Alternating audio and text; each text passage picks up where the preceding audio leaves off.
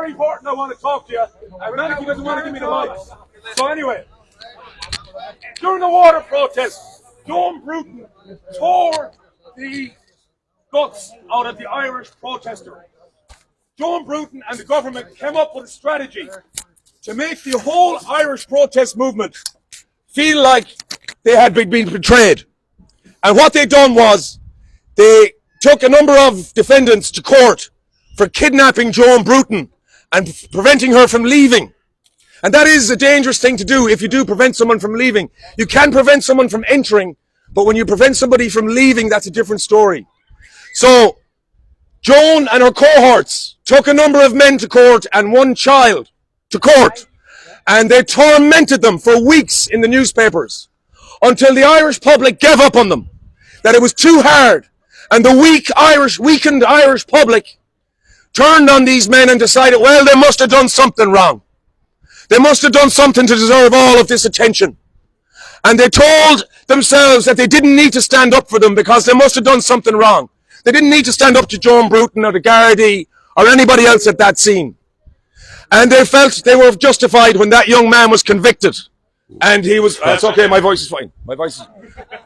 So that young man was convicted and tormented, and his family were tormented. As you've seen so many, you've seen it done to so many. All they want is the headlines. All they want is things to put in the paper to scare the sheep, to scare the people at home. Give me a second and I'll finish what I'm saying, okay? So, Joan Bruton and her cohort concocted charges against these people. And the Irish public turned on them eventually after a sustained campaign of negative press. And that young lad got convicted and was sent to jail. He was the only one sent to jail. To make the Irish people see how serious and how ruthless the Irish government can be. They sent the child to jail and let the men walk. You know, for the time being, they would eventually go to jail as well. And then when the Irish people had settled, you know, it's okay.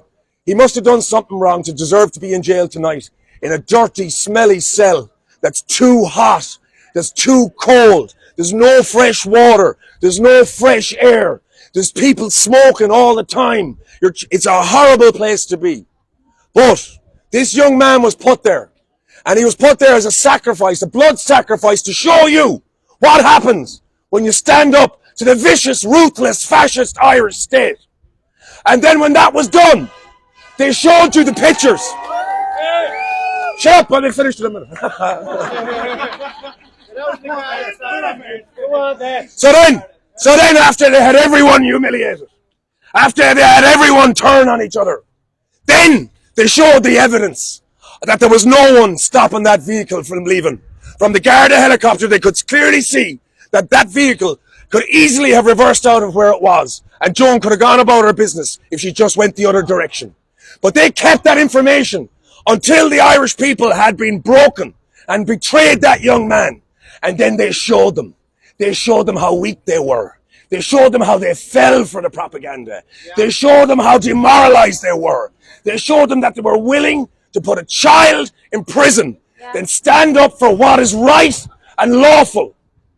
And that's where our people are today. They're still bearing the trauma of the betrayal of letting that young man go to jail. That's where the sheep are today. So it's our job. Ma'am, I'm speaking. Please, please.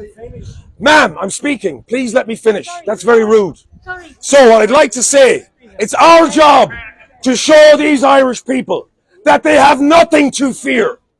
And that's what I showed you today, down there outside Lansdowne Road. You have nothing to fear. These men are frauds. The courts are frauds from the very top to the very bottom. And you show these men no fear and no quarter. You are right. You are the... Maliki, that's not right. This is not controlled by a party. This is an independent movement.